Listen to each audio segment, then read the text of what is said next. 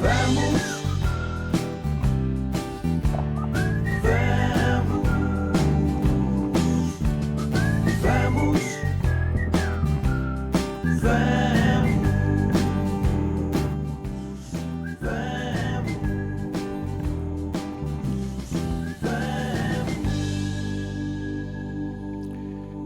Então, bem-vindos de novo a este nosso episódio do podcast Vamos. Hoje tens que chegar um bocadinho mais para aqui para estar alinhado aqui na câmara. Estamos os dois juntos outra vez, Padre Simão.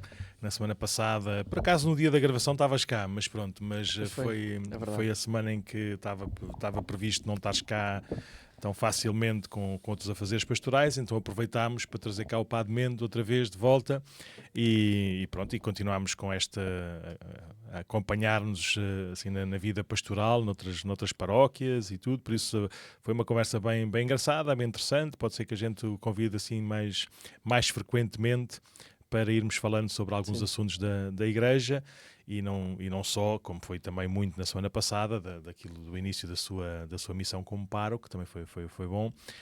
Mas pronto, estamos agora aqui nós dois aqui na paróquia, então explica-me lá porque é que te baldaste ao programa da semana passada. Então, porque também a substituir o Padre Mendo na paróquia, calhou-me substituir também no colégio, na Caires Montessori, e que fazem algumas peregrinações, algumas viagens e peregrinações. E então fui, de quarta e quinta, estive a peregrinar até Fátima com um grupo de crianças, dos 9 aos 12. Uhum. Foi muito interessante. E depois... Ao menos foste devagarinho, ou não? Eles são mais ou menos ligeiro. o final, nós... No final ficam mais entusiastas, então vão a correr quase. No último dia houve muitos atrasos pequenos, e então estávamos a chegar já escuro, miúdos com algum medo. Daquelas nacionais a chegar a Fátima, no meio da floresta, não sei caminho do Tejo? Caminhos do Tejo, mas contornámos Minda, nunca tinha feito isso. Então, não subimos a serra, que para mim é a minha parte preferida, mas contornámos, mas a chegada à Fátima é igual, né? Pela aquela floresta. Sim. E então, no fim, os miúdos gostam de andar dispersos e não sei o quê, e depois vão ficar para trás, não sei o quê. É sempre difícil de gerir, sobretudo com miúdos novos. Mas aquela chegada à Fátima, como estava um bocadinho mais escuro, então tivemos que ir todos muito compactos e alguém decidiu ir a correr. E então, mas quem é que ia à frente? Não era um de vocês? Não, era um dos adultos. Então deixaram passá-lo? Não, mas não é isso. Foi o adulto que decidiu ir a correr. E então fomos os últimos 3 km a correr. Não foi a correr, mas foi correr. Portanto, não foi correr, e eu fiquei atrás com... Ias a confessar? Com alguém, não fui a confessar, fiquei com alguém que não conseguia acompanhar o passo. Tadinho. Então eu ia uma espécie de jogging, assim, andar rápido, andar a puxar. Mas foi engraçado, porque depois chegámos a Fátima, então à noite. Mas depois voltaram logo nessa noite ou ficaram lá para o dia a seguir? Não, ficámos para o dia a seguir, ainda fomos jantar, ainda fomos depois à vigília, a procissão das velas. Depois no dia a seguir foram Fátima. No dia a seguir o resto da escola, com bastantes pais, todos os alunos e todos os professores, foram passar o dia a Fátima. Sim. Boa. É verdade, em que eu gosto de contar esta história até para me... Na altura fiquei muito irritado e acho que contar a história da minha estupidez me ajuda. Mas que foi na homilia, vou partilhar com todos, na minha homilia com a escola toda, que é com a Caires, é sempre em inglês, e queria focar no tema Deus é o nosso refúgio. Já contei. Deus é o nosso refúgio. E Nossa Senhora diz em Fátima que o meu Imaculado Coração será o vosso refúgio. E então eu decidi pegar neste tema e falar. Só que em vez de dizer refuge, acho que é assim, refúgio, disse refugee, que é refugiado. Acrescentei um E, e então, pronto, para os ingleses, eu disse sempre Deus é o nosso refugiado e Nossa Senhora é a nossa refugiada. E pronto, então na altura não reparei, portanto, não houve assim muitos risos, não houve muitos movimentos, mas no fim vieram-me dizer, e pronto, claro. Então foi assim uma marca interessante. É sempre bom estar em Fátima, sem muito tempo, e até estar com um grupo como capelão da escola, não há muito tempo para rezar, ou melhor, para eu estar a rezar, não é? A minha oração passa a ser ajudar os outros a rezar, mas foi muito bom. E é interessante ver esta escola que até com miúdos de 9 aos 12, né? Quero logo pôr fasquia alta, achei interessante. E bem, eles aproveitaram bem, Sim, estavam... sim. Que é com as coisas próprias, né? Havia um grupinho que gostava muito de fazer o que eles chamam o Ding Dong Ditch, que é ir tocar na campainha e fugir. E então quem é apanhado é quem vai atrás, que é o padre. Então, um senhor e uma senhora. Mas havia campainhas? Vocês foram por sítios com campainhas? Fomos, não, umas estradas nacionais ali que tinham Pensava campainhas. que essas casas não tinham campainhas, toda a gente se conhecia e tinha sempre a Não, porta mas ainda aberta. tem. Bem, e eles, pronto, claro, as pessoas não gostam. Ainda por cima, quando vêm os miúdos a correr, disparados, Claro. e depois ficou. Sabes que eu outro dia vi um vídeo que me apareceu lá dos YouTubes da vida, que era um cão com um gato em cima e o gato em cima a tocar na campainha e depois os dois a fugirem. Pois é, isso tem que ser falso. Tem que ser da inteligência artificial, mas era giríssimo como depois com o senhor, até devia ser o dono deles, não é? Na brincadeira a gravar esse, que era tipo câmaras de segurança da entrada de casa. Mas pronto, então eles ainda brincam a isso. Está bem, pode ser. Eu também brinquei a isso quando era miúdo. Não, depois é difícil porque percebe-se, mas por outro lado tem que ser exigente com eles. Claro, como é óbvio. Explicar. Tem que ser respeito, sim. Mas foi muito giro, bom ambiente. Eu acho que para mim, eu estou com eles no colégio, com missa semanal e confissões a quem quer, e às vezes almoço com eles, eu jogo futebol. Eu acho que para eles, e para mim é bom para perceber os nomes, para conhecer melhor, e para eles também é bom verem um padre dizer assim, a falar com eles e a jogar. E pronto, isso é giro, as raparigas com os jogos delas e não sei o quê. Quantos miúdos é que foram, Fátima? Foram quase todos? 34. Só não foram dois, um que estava doente, umas coisas assim. Mas... E professores e animadores foram... Professores, foram os 2 professores da sala. Sim. Depois foram 2 jovens aqui da paróquia, convidados e amigos lá do colégio. Tipo com de guarda? Sim, que foi bom. Claro. Foi o Sofia e o Duarte. O Duarte ajudou muito com o carro de apoio e a Sofia lá no meio. Foi a Sofia, acho eu, que foi responsável pela corrida. Mas ela é pequenina, por isso também o espaço não era tão grande. assim. E depois foi a Filipa, que é a catequista. Sim. E foi a Helena, que é responsável destas peregrinações.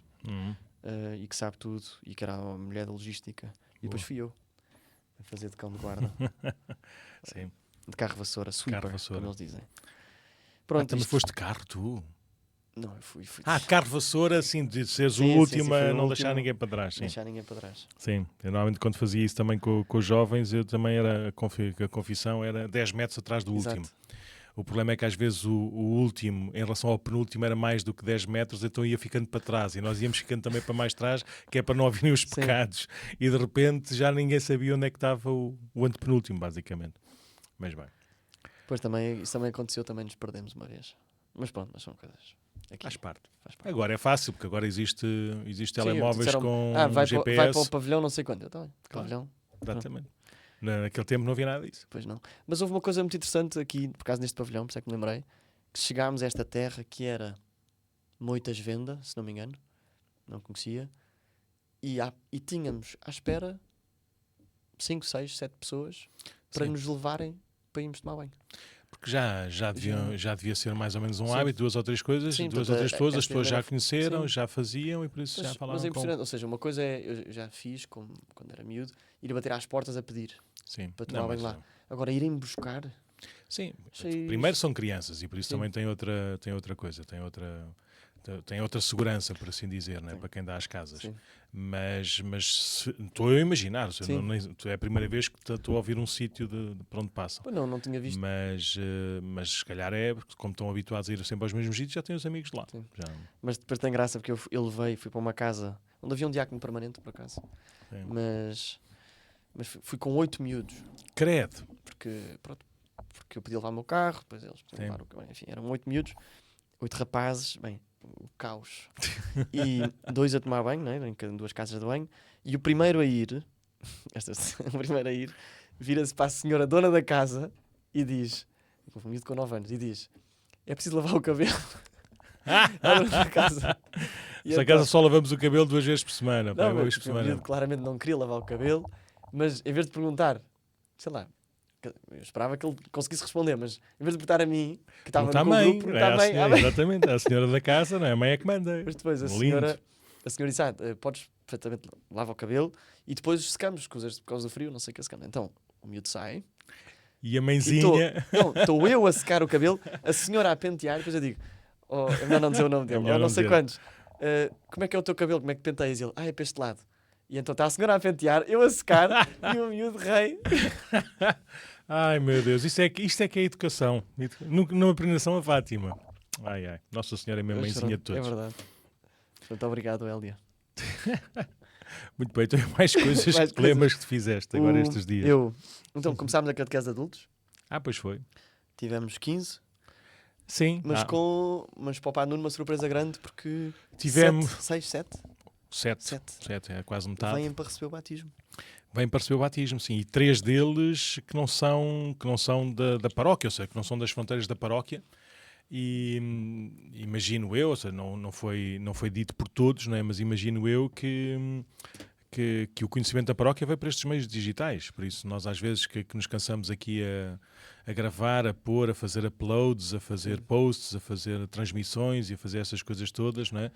E pronto, e fazemos e vamos embora. Que eu não percebi isso. Um é de Sintra, outro é de Odivelas, e depois havia 2, o pai e o filho, que eram alcabidés, por isso não é assim. Não há uma assim rapariga de Lisboa que me disse que vinha também. Sim. Mas estamos a falar de 3 não batizados, ou seja, porque depois havia pessoas que já estão na igreja e que já andam aqui perto. Havia lá aquele rapaz que também tinha base luterana, não tinha base protestante. Mas pronto, mas já era religioso, já era cristão e chegou até cá, não é? Mas vai ser um bom desafio, um bonito desafio. Temos gente de várias nacionalidades, como tem sido bem um bom tom e é um dom de Deus, e temos também de várias idades. Temos a nossa recordista deste ano, de 83 anos. Eu acho que o recorde estava em 81, no primeiro ano que nós estávamos cá, a vir às catequeses. Também para batismo? Para batismo também. Por isso foi assim uma primeira sessão. Normalmente a primeira vez, o primeiro encontro não vêm todos, ou seja, tu vais ver agora até novembro mais ou menos, às vezes até dezembro, porque depois há pessoas que de facto não foram crismadas porque ficaram doentes na altura do crisma, ou são pessoas que estão habituadas a vir à missa sempre, até já foram responsáveis de alguns grupos, e por isso se calhar às vezes chega ali a dezembro, janeiro, ainda tem um semestre, ainda tem 2/3 da coisa, não é? E normalmente às vezes a gente até aceita. Quando é um caminho de uma pessoa que está completamente fora, nós dizemos então, esteja atento, em setembro ou outubro, esteja atento para voltar. Mas 15 é mais do que a média dos últimos anos do início, e acabam sempre, deste grupo dos adultos, acabam 30 e muitos, não é? E depois temos os outros grupos dos jovens, lá da catequese em inglês também, de outros sítios. Os da catequese em inglês são crismados / batizados na missa portuguesa? Ou há uma coisa especial? Depende. Não, mas sim, depende do número deles. Depende do número deles. Mas sim, mas os adultos, os jovens adultos, são sempre nesta missa portuguesa. Tu depois podes ver nos últimos 4 anos, o guião é em português e inglês, porque há portugueses e ingleses. Depois é admissão, rito de admissão à Igreja Católica. Há sempre algum que foram batizados numa igreja ortodoxa ou numa igreja cristã fora, que pedem a admissão à Igreja Católica. E depois a primeira comunhão e depois o crisma. Por isso temos quatro momentos, não é? São 3 sacramentos, mas temos 4 momentos. Rezamos o credo de 3 formas diferentes. Porque quem é batizado diz de uma maneira, quem é admitido diz de outra maneira, quem é crismado diz de outra maneira. Mas é o mesmo credo, não é? É o mesmo credo, mas aproveitamos, pomos as perguntas e respostas, pomos o Niceno Constantinopolitano e às vezes até pomos o símbolo dos apóstolos. Engraçado. Só para dizer que é a mesma fé, mas das 3 formas diferentes, que é para a gente não estar ali não sei quanto tempo, não é? Por isso, vamos ver como é que vai ser este ano, mas se calhar, ou seja, por aquilo que nós soubemos, assim, só de conversa, aquele rapaz luterano, se calhar o rito é o rito de admissão, ou seja, ele não precisa ser batizado, não precisará, não sei, temos que ver, ser batizado, mas fará a primeira comunhão e será crismado. E depois, às vezes, os ingleses, ou os de língua inglesa, acontece mais facilmente isto, porque vivendo em Inglaterra, ou nas Noruegas, ou nas Dinamarcas, ou não sei onde, às vezes pertencem à Igreja Nacional e foram batizados lá, e essa igreja não é a Igreja Católica, por isso têm que ser admitidos mas são adolescentes ou são jovens, por isso tem que ter autorização dos... É um filme assim, canónico e é um papel que nós temos que escrever a tempo, porque vem um papel mais bonito do que... Não vi a tua nomeação, mas é mais bonito... Eu tenho lá em cima. Mas o papel da admissão é mais bonito que a minha nomeação, ou seja, é com um papel ainda com uma gramagem maior, com tudo bem estampado, por isso é um papelinho mesmo à séria, que depois ficará aqui nos nossos registros do livro de batismo, porque eles já foram batizados, mas ficam também registados nos nossos livros de batismo como admitidos à Igreja Católica. Por isso vai ser esta catequese de adultos, pronto, seremos nós, a regra geral, a fazermos a catequese. Tu, e bem, né, sugeriste, ou seja, o esquema é muito o Catecismo da Igreja Católica na versão do UCAT. Íamos tendo todos os anos assim umas certas adaptações consoante o número de sessões, por causa dos feriados ou pontos, por causa das férias, por causa até também da nossa vida pastoral. Às vezes tínhamos que... e também depois da agenda do Bispo. Ou seja, nós já crismámos em julho, em meados de julho. Normalmente crismamos no final de junho. Não te esqueças, na próxima reunião de vigararia temos que marcar já o crisma com o Dom Rui, que é para não... porque aquele dia era ótimo, porque é o único sábado de manhã que nós não tínhamos nada marcado aqui na paróquia, e por isso fechámos logo. É um sábado de manhã, que é a melhor maneira, porque aos domingos temos missas que nunca mais acabam. Tem sido sempre ao sábado de manhã ou à sexta-feira à noite. Às vezes quando... não vamos... Queres fazer mais uma missa no domingo? Pois é uma missa especial, uma missa diferente, porque a comunidade que se reúne para esses sacramentos encher a igreja. Sim. E por isso tem que ser mais uma missa além das que nós celebramos. Por isso, ou é numa sexta-feira à noite, porque já é verão, por isso se for às 9 da noite começa de dia, não é? E acaba à noite simpaticamente e vão tomar um chazinho e acabou. Ou é no sábado de manhã, que é mais tranquilo, e depois tem um almoço também tranquilo em casa, em família, mas já mais para o final do mês de junho. Pronto, vai ser bom, acho eu, vai ser bom. São mais adultos, tem aqueles que não são batizados, pelo que eu percebi, já ouviram muito, já leram muita coisa, por isso já tem ali uma... gira, quer dizer, não é estranho, mas muitos disseram, eu comecei a pensar, comecei a estudar outras religiões, Sim. a ver o que é que eu escolhia, não é? Sim. É interessante porque chegam com bases intelectuais. Sim. Vamos ver que bases é que são essas. Sim. Eu quando fiz as minhas aulas de condução, o nosso pai não nos deixava pegar no carro nunca. Eu nunca aprendi a conduzir antes de entrar na primeira aula de aulas de condução, e lá a instrutora dizia que sossego, porque os outros todos que eu tenho, eu demoro metade das aulas a tirar os vícios que eles vêm. Por isso, assim é muito bom, que assim, só tenho de explicar como é que é e tu aprendes como é que é e acabou. Pronto. É mais rápido, é mais fácil, é melhor, não é? Por isso esperemos que não sejam assim grandes vícios, mas pronto, todos nós também temos as nossas fragilidades de fé, e também temos até a nossa perspectiva, e temos mais afinidade assim ou assado, e temos vários mestres espirituais, por isso tudo isso enriquece a dinâmica da fé da Igreja. E mais alguma coisa que lemos nestes dias, esta semana ou 2 semanas que tu não estás cá? Sim, então tivemos festas. Não sei. Festas? Não fui convidado. Não foi festas, mas houve 2 grandes santos que é a primeira vez que eu celebro missa, de Santa Teresa d'Ávila e São João Paulo II. E pronto, e para mim foi bonito celebrar, sobretudo Santa Teresa d'Ávila. Tinha lido há um ano a biografia dela.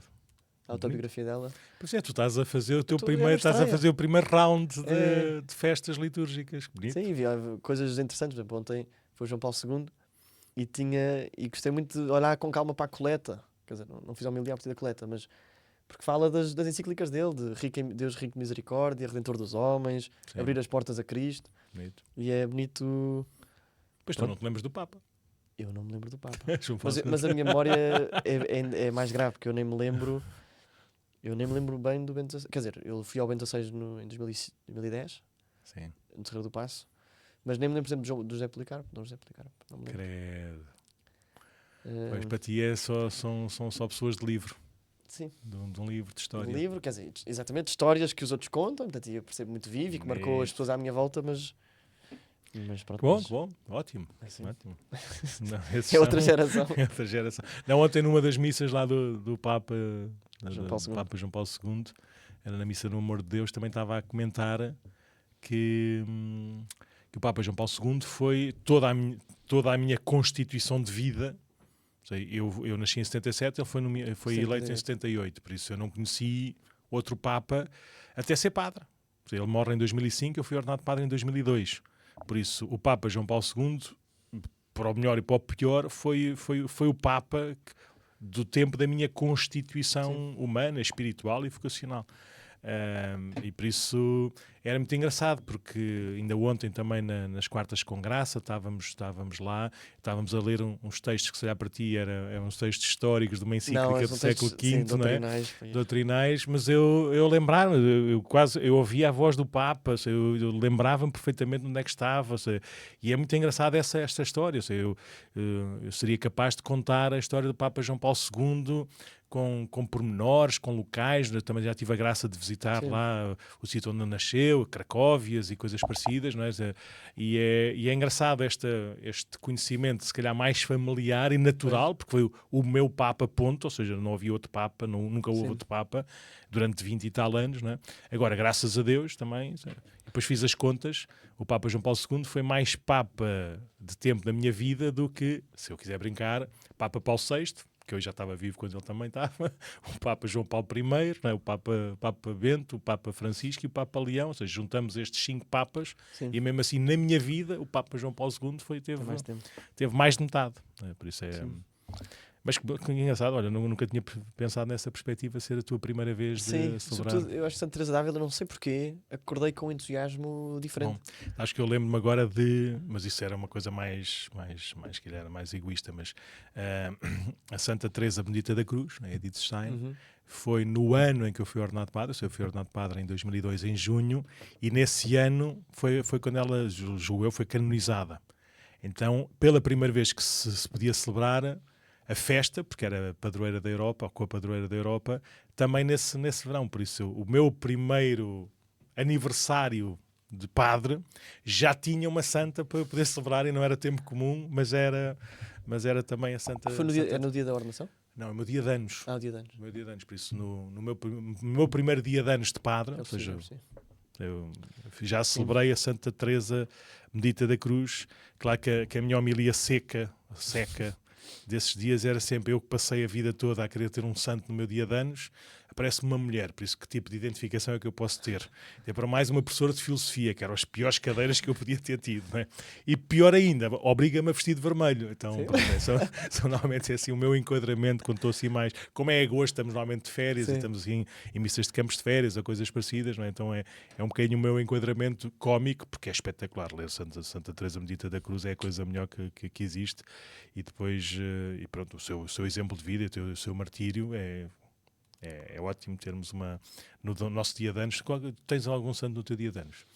Tu cruzas ali com o São João da Cruz, não, estás ali... Eu sou advento, tenho ali, são coisas muito já... Tu já não estás de rosto. Vem Senhor Jesus. Vem Senhor Jesus. Não, mas o dia 14 é São João da Cruz, é um texto... 14 é São João da Cruz. Pronto. Por isso vais lá ao martiriológio, de certeza absoluta tens uns santos bonitos, não é? E deve ter, mas não são memórias... Sim. E mais um bocadinho, quando o Papa Francisco for beato... É 17. Não, 17 era o aniversário, não é? Era o aniversário, mas pode ser que escolham o dia 17. Não, ele foi no dia 21 ou 22 de Abril, não foi? 21.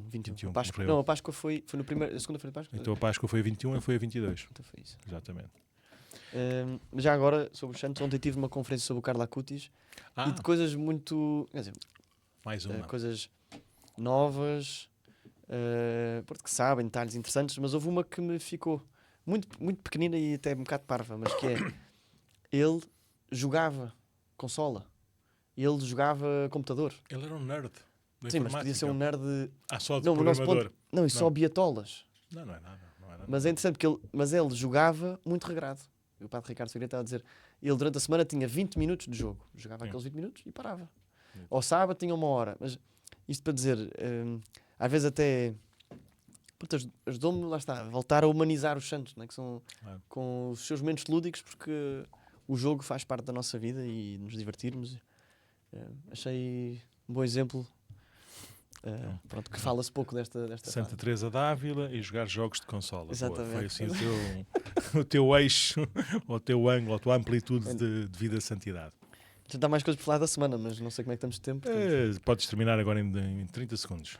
Então, o Padre Nuno foi ao Bartimeu. Sim.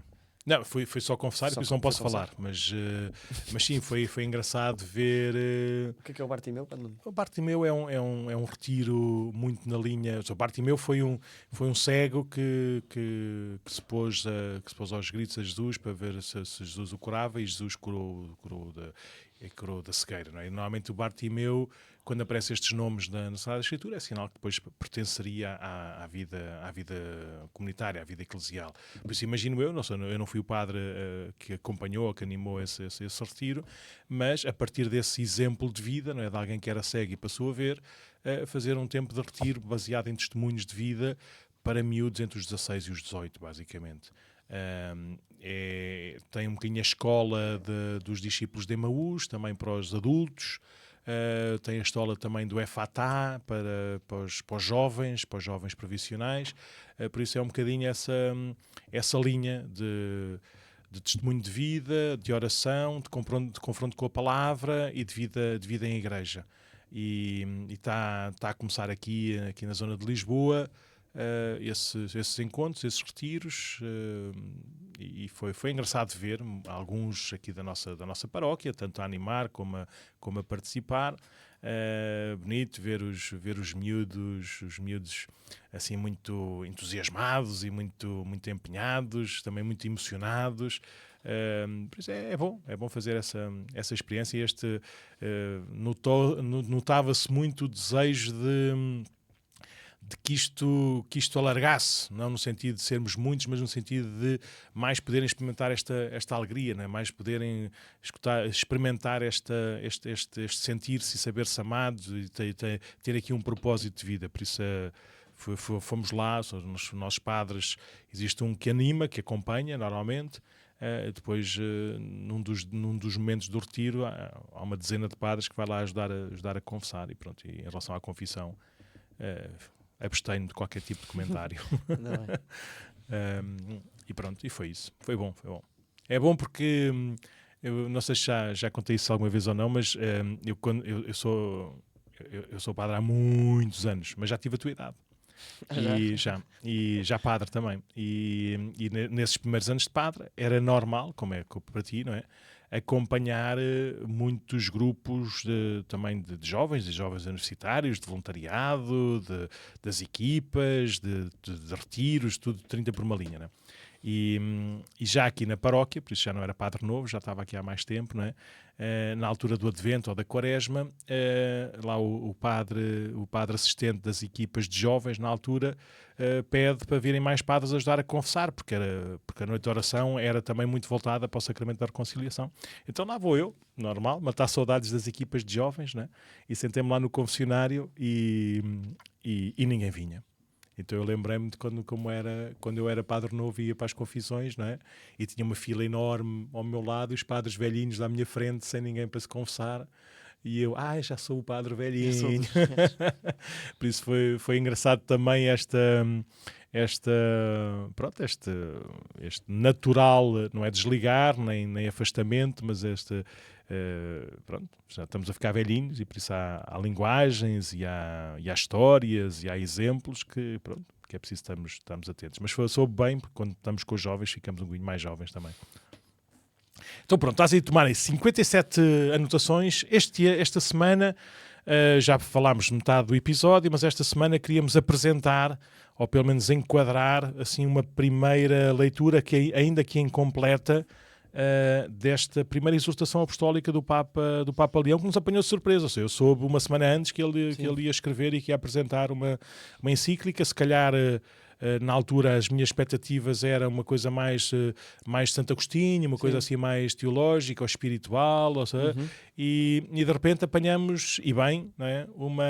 uma encíclica com um nome muito parecido com a última que o Papa Francisco escreveu, mas o Papa Leão também a apresenta, também a enquadra como herança do Papa Francisco. O Papa Francisco já tinha assim umas anotações, já tinha este propósito de escrever uma carta, uma exortação apostólica com este tema e com este tom, e o Papa Leão, e muito bem, levou o projeto até ao fim e deu-lhe depois uma mão, foi o que ele diz, deu também um traçozinho. Mas então queres apresentar assim aquilo que já leste desta exortação apostólica Dilexité? Porquê é que é este nome? Explica-me lá. Então, este nome, Eu Te Amei, né? O outro era Amonos. Sim. Este é Eu Te Amei, porque começa com Eu Te Amei, uma citação do Apocalipse. Diz o Senhor a uma comunidade cristã, a comunidade de Filadélfia, e depois tu ia ver, que não tinha qualquer relevância ou recursos e estava exposta à violência e ao desprezo. Sim. Eu Te Amei. Tu, no fundo, fala da opção preferencial pelos pobres. Eu tinha uma pessoa na faculdade que criticava um bocadinho isto. E por isso ele era... Mas é assim, qual é que era a cadeira? Era doutrinal ou era mais pastoral? Não, era doutrinal, mas... mas não tens nada que dizer qual é que é a cadeira. Sim. Criticava um bocadinho esta opção preferencial pelos pobres e pronto, um bocadinho talvez na linha de teologia de libertação e não sei o quê. Mas depois, curiosamente, isto sempre ficou aqui um bocado atrás da orelha de... Tenho que pensar bem sobre isto. Será que isto é uma moda Papa Francisco? E depois, quando aqui fala... Quando o Papa Leão fala, a primeira coisa que fala da opção preferencial pelos pobres é citar João Paulo II. E pensei, então isto não é teologia de libertação, de certeza. Mas pronto. Mas é um livro sobre a predileção de Deus pelos pobres e como centrado também em Jesus, que se fez pobre, como diz São Paulo aos Coríntios. Ele que era rico, fez-se pobre para nos enriquecer com a sua pobreza.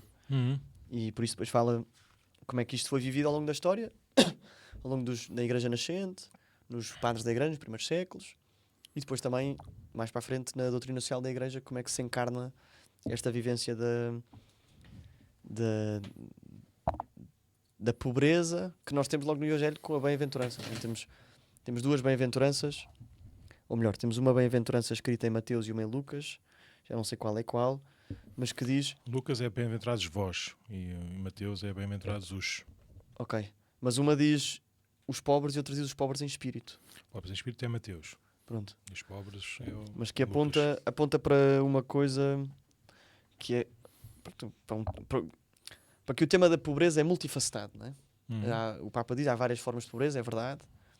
E Jesus vem para os pobres e faz lembrar aquela passagem, me fez lembrar muito aquela passagem de eu não vim para os justos, eu não vim para os que têm saúde, eu vim para os que precisam do médico.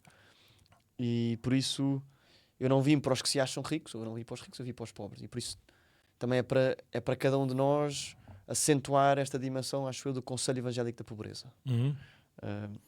Que eu acho que tem uma dimensão, parece-me, simultaneamente, ou melhor, tem para nós, acima de tudo, uma dimensão espiritual, mas que também tem uma dimensão material, não é?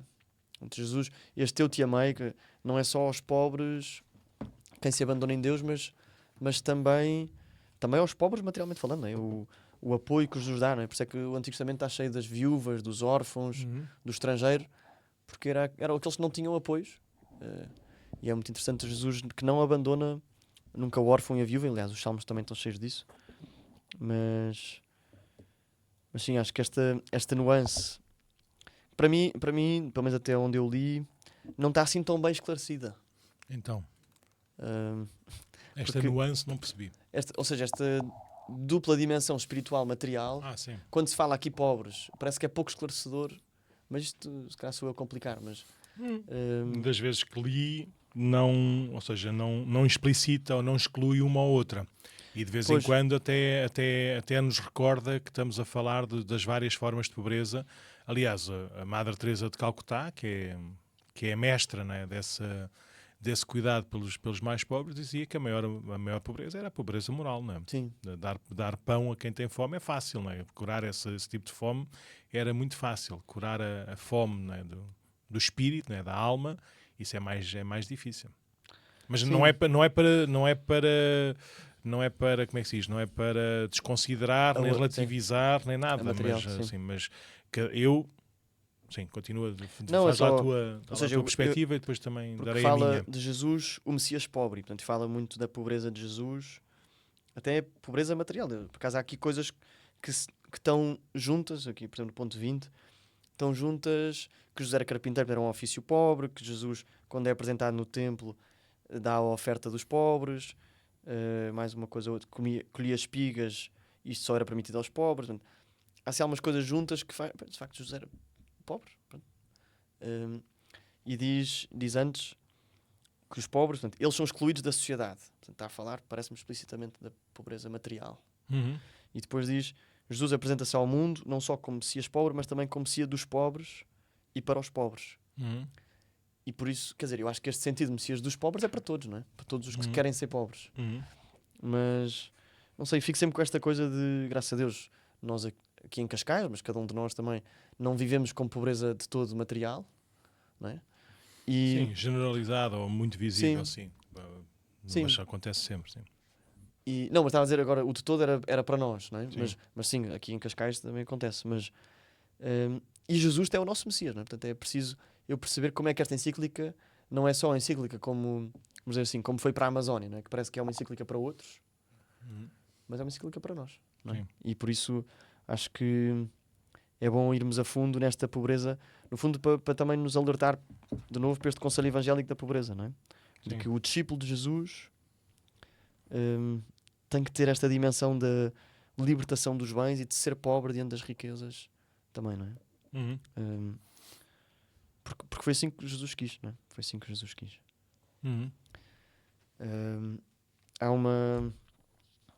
Há aqui uma crítica, não é uma crítica, quer dizer, o Papa vai fazendo algumas críticas, mas diz uma vez que o exercício da caridade é desprezado ou ridicularizado. E eu nunca, quer dizer, já tinha ouvido falar disto, mas achei que isto é parvo. Quer dizer, achei que isto não existia.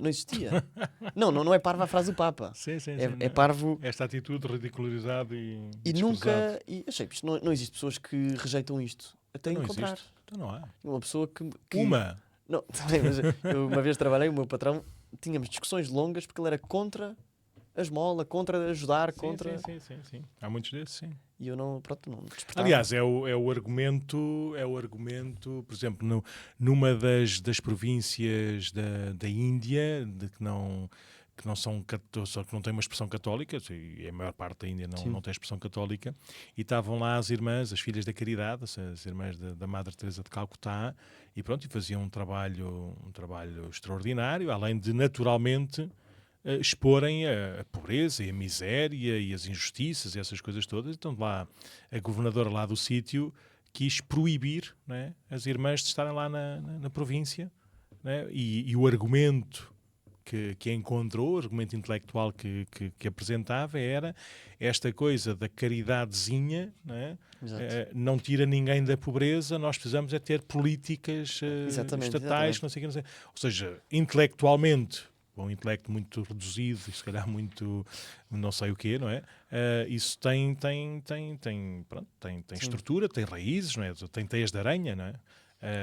Mas é engraçado que tivemos cá o Nitin, o seminarista indiano, e já veio cá aprender português, por isso nós íamos falando cada vez melhor, cada vez mais assim, e ele no final estava a comentar que agora no jubileu, e é uma coisa que já havia antes, um bocadinho também já acontecia, mas depois como resposta a essa governadora, os jovens cristãos de várias províncias faziam uma peregrinação lá a um lugar qualquer que pertencia a essa província, e este ano a peregrinação já estavam inscritos 5 milhões de jovens.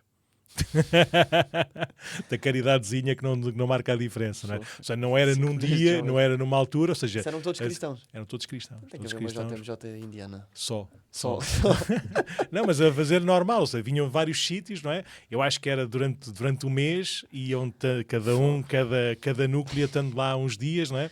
Mas eram 5 milhões de jovens da Índia inteira, lá para essa zona, que devia ter um santuário, um lugar, mas eu dizia na brincadeira, mas isso também foi resposta a essa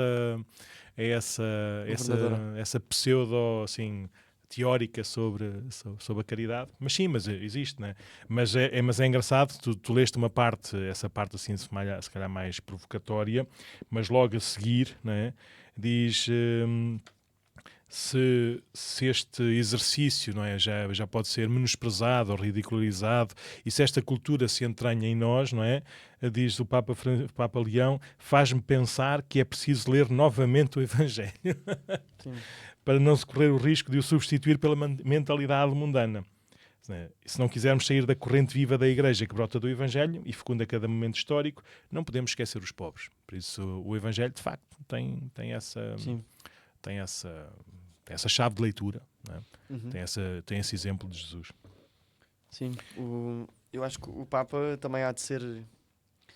As pessoas acham que os Papas, cada um tem o seu pensamento, e por isso, quando veio o novo, é muito criticado porque pensa como o antigo, às vezes. Mas o Papa também critica aqui, quer dizer, subtilmente. É fácil ler quem quiser as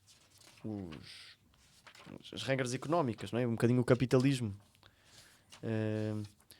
E é interessante porque há esta semana, ou há 2 semanas, saiu nas notícias e no comentário político da importância do capitalismo para o crescimento económico, para termos o nível de vida que temos e o estilo de vida que temos, e portanto a importância deste não sei bem explicar, mas destas regras de mercado ou deste regime económico, mas o Papa diz há regras económicas que foram eficazes para o crescimento, portanto, ponto, não há nada a dizer, mas não de igual modo para o desenvolvimento humano integral.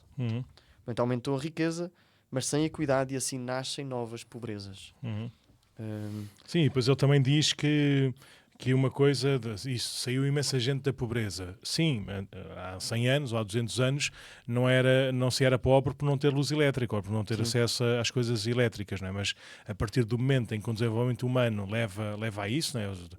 Dos eletrodomésticos, da comunicação, de andar de um lado para o outro, se houver alguém que não tem saneamento básico, que não tem eletricidade, não é? Há 200 ou 300 anos podia ser o rei, não é? Mas hoje é de facto a pobreza. Por isso, os índices económicos, não é? Assim só vistos de uma forma numérica ou bruta, se calhar não dizem tudo. Sim. E se calhar hoje, tendo em conta o nível médio, né, como é que se diz, material que respeita a dignidade humana, se calhar hoje teríamos mais, em termos como é que se diz, em termos absolutos, de certeza que sim, nós crescemos. Aqui o mundo ficou cheio de gente, né, nos últimos 200 anos, por isso em termos absolutos há de haver com certeza mais pobres do que havia habitantes no mundo há 500 anos, não é? Mas mesmo em termos relativos, não fazemos a mínima ideia, não sei, estou a falar de cor, mas não deve ser visto apenas pelo PIB, não é? Pelo número, deve ser visto, então qual é que é o equilíbrio hoje, né, do que é uma pessoa viver com dignidade material, não é? Ou com o material que respeita a sua dignidade. Este é curioso também porque esta encíclica, esta carta, não é? Esta carta, a exortação apostólica, vem numa altura, até liturgicamente falando, que os último mês, o tema dos pobres, desde que estou em Cascais, eu acho que o tema dos pobres tem sido muito falado, e até talvez seja um tema sensível a Lucas, na verdade se calhar qualquer evangelista, mas eu sinto que isto tem estado na minha pregação, e por isso também é bom ver aqui a voz do magistério. Uma das coisas que estava a pensar a ler é que, bem, aparece algumas vezes, e até pusemos, acho que no subtítulo do podcast, a frase: Jesus, pobres, sempre os três convosco, não é? Penso que Jesus diz quando Maria está a ungir os seus pés com um perfume muito caro, e o Judas diz: mais valia termos vendido esse perfume para dar dinheiro aos pobres. Exatamente, em Mateus 26. Sim. E em João também. Sim, e é curioso esta coisa, o Papa termina esse parágrafo dizendo: os pobres, ele ainda tem algo a dizer-nos. Portanto, pobres sempre os três convosco, este é quase o sacramento dos pobres, não é? A maneira de Jesus estar no meio de nós também é pelos pobres. O Papa identifica também essa passagem, eu acho que é de São Mateus, não é? Eu estarei sempre convosco. Exatamente. Exatamente. Quando está a subir aos céus e diz: eu estarei sempre convosco até ao final dos tempos. Por isso, ele junta estas duas palavras de Jesus: os pobres sempre os tereis convosco, eu estarei sempre convosco. Sim. E pronto, e faz E a outra que também, na verdade, é Mateus 25, 26 e 28. Sempre que fizeste um dos meus irmãos mais pequeninos, a mim o fizeste. Então, uma identificação. Portanto, há um lado que parece que Jesus não veio ao mundo para acabar com a pobreza, né? Jesus veio ao mundo para nos salvar. Isso exige de nós lutar contra a pobreza, não é? Mas parece que é lutar contra a pobreza, mas pobres sempre os três convosco. Portanto, parece que Jesus desiste, diz que nós não vamos conseguir acabar com a pobreza. Como é que o Padre Nuno vê isto?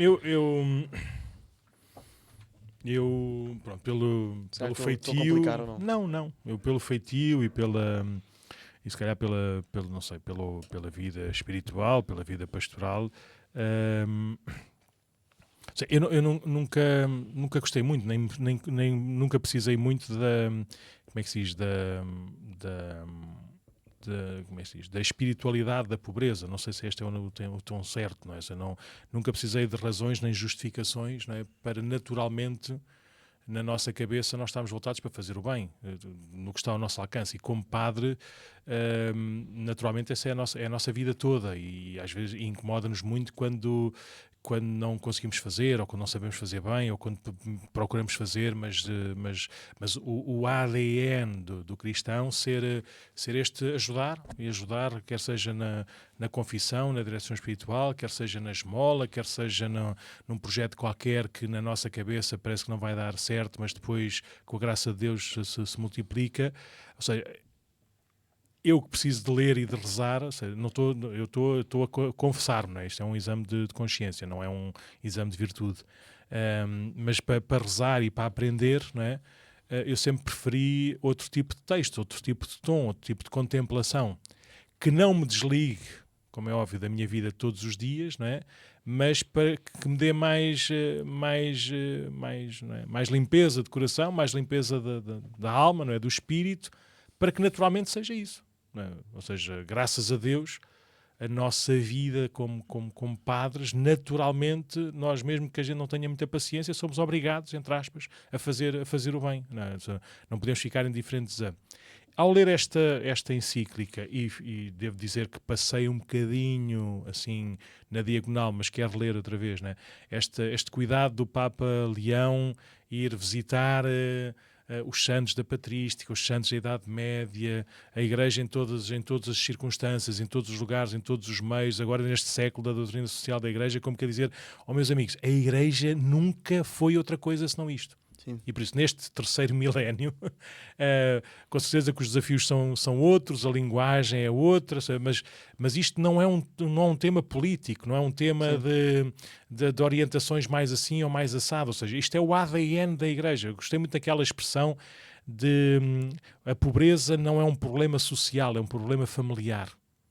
Ou seja, os pobres não são os outros, os pobres são os meus no sentido de pertença, ou seja, somos um só em Jesus. Por isso, esta lógica de vivermos esta nossa vida também com humildade e empenho. Por isso, eu devo dizer que, em relação assim às últimas encíclicas do Papa Francisco, estas encíclicas mais sociais, que toda a gente se inspirava e bem, e ótimo. Eu fui mais a reboque do que como pastor, não é? Ou seja, eu olhava para aquelas encíclicas e diria, isto podia ser o Papa, como podia ser um político em relação a não sei o quê. Está a falar de alguma em particular? Estou a falar de várias em particular, mas que não me vais ouvir nomear. Mas eu digo isto não com orgulho, mas com grande pesar, e devo dizer que tenho que envelhecer se calhar um bocadinho mais para ter mais humildade e delicadeza de saber ler aquelas palavras como palavras do Papa ou da Igreja, que são no de facto, não é? E eu ia assim um bocadinho de pé atrás também com esta. Eu comecei a ler no telemóvel quando estava fora, mas não é a mesma coisa. Então, mas não, fiquei assim com pouco entusiasmo. Depois, de facto, quando peguei nela, é um bálsamo. É um bálsamo porque não é moralista, não é, como é que se diz, não tem qualquer tipo, só mesmo quem quiser ver, mas não, pelo menos quando eu li não tinha qualquer carga política ou partidária ou do que quer que seja, não é? Ser muito, muito centrada no Evangelho e naquilo que é o tesouro, né, da tradição da Igreja. Uma das coisas que eu espero que possa provocar ao ler e ao rezar estes textos é que, olha, que possa limpar o meu olhar ou o nosso olhar para estarmos ainda mais atentos e não fazermos só o mínimo, só o normal, só o hábito, que já é bom, não é? Mas podemos arriscar um bocadinho mais, mas não é fácil. Uma vez ouvi o Padre João Seabra a dizer que quando a gente acabar com a pobreza, com as injustiças e com a guerra no mundo, não chegamos ao céu. Ou seja, não chegar ao céu não se esgota nesses projetos humanos. Não é? Ou seja, chegar ao céu é termos um coração convertido. Chegar ao céu é que Deus nos habite. E, como é óbvio, isso naturalmente nos movimenta para lutar contra a pobreza, para construir a paz e para defender a justiça para todos. Naturalmente isso leva-nos a isso. Mas o que nos salva, ou seja, o que nos leva ao céu, o que é o céu, não se esgota nas organizações humanas. Por isso nós precisamos ter também um bocadinho essa liberdade e essa esperança, porque senão vivemos deprimidos. Vivemos deprimidos porque temos um pobre à nossa porta, vivemos deprimidos porque damos e aquilo parece que não resolve nada, vivemos deprimidos porque não sabemos a quem é que devemos dar, se devemos dar mais a este ou mais àquele, vivemos deprimidos porque o que somos, o que temos não chega para não sei o que mais, não é? Por isso o caminho é a conversão do coração e se Nosso Senhor nos inspira a dar, deem e a direita não saiba o que faz a esquerda, não é? A mão, não é? E que Nosso Senhor que vê no segredo dará a recompensa. Mas eu devo dizer que, contra a minha expectativa inicial, li com grande interesse. E tem aqui umas passagens deliciosas, ou seja, dos santos, do Santo Agostinho, do São Gregório Magno, do São João Crisóstomo, que já conhecia. Eu conheço outras passagens, se calhar mais do que aquelas que aparecem aqui, mas esta aqui de São João Crisóstomo... A história dos pobres, é essa? Já não sei. Aquela história do tesouro dos pobres é... Talvez. Este aqui é... Não, este aqui é mesmo no final, não é? A seguinte exortação: a esmola é a asa da oração. Aqui, o que é agora? Porque é que serve a esmola? Ou seja, porque é que a gente tem que doar hoje? Ou seja, não é aquela coisa esta coisa tão pequenina, tão gratuita, tão insignificante, mas de facto, no outro dia estava a falar com uma pessoa que estava a dizer, eu dou, mas depois é para beber, ou depois é para não sei o quê, e depois só faço mal, e eu dizia, olha, peço imensa desculpa, eu já tentei rezar, tentei ver ao máximo o Evangelho, palavras de Deus, ensinamentos da igreja. Não há nenhuma que diga qualquer coisa diferente do que dá a quem te pede, não voltes as costas. Jesus diz sempre a mesma coisa, por isso eu não sei explicar-lhe. Eu percebo a sua atenção e a sua lógica, mas Jesus só diz isto. Agora, reze-lhe para saber dar isso também, se calhar, com gratuidade. Sim. Mas não há hipótese. Né? Então, São João Crisóstomo diz, a esmola é a asa da oração. E se não acrescentares uma asa à tua oração, ela mal poderá voar. Então, depois, São Gregório de Nazianzo, era bem parecido. São Gregório de Nazianzo é que diz uma oração que eu vou tentar ler, porque os padres da Igreja normalmente são muito bonitos na sua construção literária, no seu pensamento, mas a ver se não fica mal.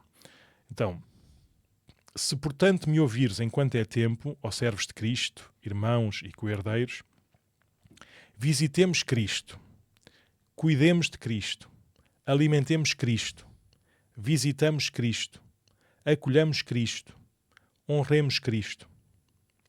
Não apenas com uma refeição, como alguns, não apenas com perfumes, como Maria, não apenas com um túmulo, como José de Arimateia, não apenas com os ritos para a sepultura, como Nicodemos, que amava Cristo apenas pela metade, não apenas com ouro, incenso e mirra, como os magos, mas visto que o Senhor quer misericórdia e não sacrifício, ofereçamos esta aos pobres, a misericórdia, aos pobres, para que quando partirmos deste mundo sejamos acolhidos por Ele nos tempos eternos. É bonito como liga a todas as ofertas que aqueles no tempo de Jesus fizeram, desde o seu nascimento até a sua morte. Nós agora podemos repeti-la, mas de uma maneira diferente. Sim. E depois, se quiseres, ainda tenho, eu acho que a última, acho que é de Santo Agostinho, também é espetacular. Vamos ver onde é que eu a sublinhei. Santo Agostinho, é o número 45. É esse que tu queres ou não? 45? Não. O número 45. Não, mas diga. Então, Santo Agostinho, comentando o encontro de Jesus com o jovem rico e o tesouro no céu que está reservado a quem dá os seus bens aos pobres. Então, Santo Agostinho, nesse texto, qual é que é a nota 36? Vê lá, que eu não tenho aqui as notas. Mas é um texto qualquer de Santo Agostinho. Narrações, não, é o Salmo, comentário ao Salmo. Pronto. 136. Pronto. Não, 86, desculpa. Então, comentando, coloca nas bocas de Deus, ou nas bocas de Jesus, estas palavras. Então seria Jesus a fazer, ou Deus a falar connosco. Recebi terra e darei o céu. Recebi coisas temporais e darei em troca bens eternos. Recebi pão, darei a vida. Recebi hospedagem e darei uma casa. Fui visitado na doença e darei a saúde. Fui visitado na prisão e darei a liberdade. O pão que foi dado aos meus pobres foi consumido. O pão que eu darei restaura as forças sem nunca se acabar. O Altíssimo não deixa de vencer em generosidade por aqueles que o servem nos mais necessitados. Quanto maior o amor aos pobres, maior a recompensa da parte de Deus. Isto é a conclusão depois do Papa Leão.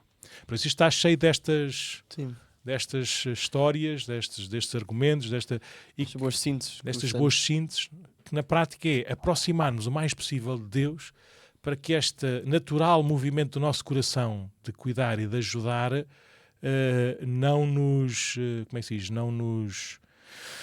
sufoque, não é? De ser uma obra impossível, mas nos continua a entusiasmar e a refrescar o coração para sermos capazes de fazer isso com discrição ou com empenho de vida, consoante também a vocação e as forças de cada um. Sim, estava aqui a tentar também encontrar a passagem do tesouro. Está aqui. Qual é que é? O ponto 38. Acho que é de São Lourenço. Sim, sim. São Lourenço, portanto, século II, acho eu, segundo ou terceiro. Ao ser obrigado pelas autoridades romanas a entregar os tesouros da igreja, trouxe consigo no dia seguinte os pobres. Quando lhe perguntaram onde estavam os tesouros que prometera, mostrou os pobres, dizendo: estes são os tesouros da igreja. Pronto, e por causa disso foi queimadinho. Exatamente, queimadinho. Ficou queimado. Com muito humor. Sim. Mas então faço-lhe a pergunta, Nuno, que é uma pergunta que encontramos muitas vezes nas pessoas, e se calhar às vezes também em nós, que é: então, se estes são os tesouros da igreja, porque é que não vamos agora vender a igreja muito rica, a igreja da Assunção, e vamos dar o dinheiro aos pobres? Nós não, como eu disse há bocadinho, citando o Padre João Seabra, não é? Nós não fazemos nada, é Deus que faz tudo em nós. E se nós não temos estes lugares onde também recebemos as graças de Deus, pelos sacramentos, pela reunião fraterna, pela abertura a Deus, ou seja, se nós não estamos ligados à corrente, não somos igreja, não somos Deus, não somos nada, não é? Por isso vale de pouco nós darmos todos os nossos bens aos pobres, se os bens que temos são só prata e ouro, não é? Isso não interessa. Como é óbvio, interessa e não é, como é que se diz, não é contraditório nem é chocante termos Há aqui uma passagem bonita também da igreja, acho que é do São João Crisóstomo. É isto, que é no número 41. São João Crisóstomo é assim um dos meus padres da igreja preferidos, eu já contei isso. Já, da faculdade. Da faculdade, sim. E ele era ligava muito os sacramentos à ação social, né? Então ele dizia, entre o século IV e o século V, São João Crisóstomo, arcebispo de Constantinopla, diz: queres honrar o corpo de Cristo? Não permitas que seja desprezado nos seus membros, isto é, nos pobres que não têm que vestir, nem o honres aqui no templo com vestes de seda, enquanto lá fora o abandonas ao frio e à nudez. Esta passagem é muito famosa numa das suas homilias. Depois continua. No templo, o corpo de Cristo não precisa de mantos, mas de almas puras. Mas na pessoa dos pobres, ele precisa de todo o nosso cuidado. Aprendamos, portanto, a refletir e a honrar a Cristo como ele quer. quando pretendemos honrar alguém, devemos prestar-lhe a honra que ele prefere e não a que mais nos agrada. Assim deves também tu prestar-lhe honra que ele mesmo ordenou, distribuindo pelos pobres as tuas riquezas. Deus não precisa de vasos de ouro, mas de almas de ouro. Por isso é o que é que nós oferecemos a Deus e o que é que nós oferecemos aos pobres. Mas sem este lugar, sem este espaço para nós aprendermos a conhecer a Deus, a honrar a Deus, depois amamos os pobres como? Porquê? Por que razão? Com que força? Com que dinamismo? Com que alcance? Com que lógica da eternidade? Se a Igreja no século V, né, desse tudo o que possuía aos pobres do século V e nunca mais tivesse nada, o que é que hoje podia fazer? Como é que hoje nós podíamos rezar? Como é que hoje nós podíamos ser uma comunidade, né? Ser um corpo, ser uma igreja? Por isso, não é contraditório. Não sei se já tens... Se já sabes responder aos miúdos que fazem essas perguntas. A minha é uma pergunta tão fora de contexto que eu não sei responder. Eu acho que não tem ligação. Tem ligação nisto. Se nós, como São João Crisóstomo diz, não é? Queres oferecer o quê a Deus? Queres oferecer uma obrazinha muito bonitinha para dizer bem de ti? Ou seja, não é isso que Deus quer. Ou seja, Deus já disse o que é que queria. Por isso, transforma lá essa tua oferta, não é? Na honra que Nosso Senhor quer fazer. Agora, a Igreja propriamente dita, como espaços litúrgicos, como espaços de fé, como lugares de encontro, como lugares até de anúncio de que isto não acaba aqui, para os pobres, e somos todos, não é? Há aqui uma expressão logo no início muito engraçada do Papa Leão, quando diz, por causa dos idosos, não é? E a dizer, uma imagem viva dos idosos é que eles nos ensinam constantemente que aquilo que nós temos vale de nada. Porque todos nós, se Deus quiser, e se tudo correr bem, devemos ficar assim. E por isso, os idosos não no sentido de terem 90 anos, mas no sentido do corpo e das capacidades humanas irem decrescendo. Por isso, os pobres são também um sinal profético, não é? De que os nossos bens, as coisas que hoje parece que nos dignificam ou que nos dizem, não são nada. Não é? Por isso, a Igreja precisa ser também este sinal profético, este sinal da vida eterna. Por isso não há contradição. Haveria contradição se vocês, ou se nós olhássemos para as contas bancárias da Igreja ou para a ação da Igreja e víssemos, olha, estes meus amigos, a única coisa que fazem com os bens é construir uma coisa qualquer, uma casa de luxo, ou ter um carro XPTO, ou ter, não é? E as pessoas que estão à porta da Igreja não recebem nada. Isso aí seria escandaloso. Agora, o haver igreja, o haver esta honra a Deus, com sinais visíveis, com o valor que a gente lhes dá. Vais lembrar aquela anedota do padre que ia à caixa de esmolas do Santíssimo Sacramento e ficava com as esmolas porque era ele que fazia o Santíssimo Sacramento. Depois ia à caixa dos pobres e dizia, eu também sou pobre. E ficava com as... Pronto, isto é só uma anedota também. Sim. Mas... Olha, nunca tinha ouvido, mas pronto, mas sim. Olha, já falámos muito hoje, 1h02, e não dissemos quase nada. Por isso, convidamos todos a ler com um espírito bom, melhor que o meu, melhor que o nosso. E é a primeira vez que lemos, não é, uma exortação apostólica do Papa Leão, por isso é bom também sermos alimentados e orientados por estas palavras do nosso pastor aqui na Terra. Posso só dizer mais uma? Podes e terminas. Uma frase, eu acho que é de um salmo, já não sei qual, mas que diz: quem dá ao pobre, empresta ao Senhor. Isto é impressionante, não é? Parece que é um investimento. Eu dou ao pobre e sei que um dia eu vou receber. Estou a emprestar a Deus. Bem, acho que é uma boa também motivação, nem que seja assim um bocadinho em terceira, para dar ao pobre. Então vá, despede-te lá de toda a gente. Então, se quem quiser fazer os sugestões, faça para nós na rua, por mensagem, o que for, ou então mande e-mail para podcast@paroquiadecascais.org. Já puseste aí a nota. Já pus aqui a nota, agora é fácil dizer. Tá bem. E pronto, e vamos até a isso. Para a semana, até para a semana, se quiser. Saúde. lado. Que é isto? Não é esta. Não. Não. Mas podia ser. Não sabia que o lado de lado foi gravado aqui.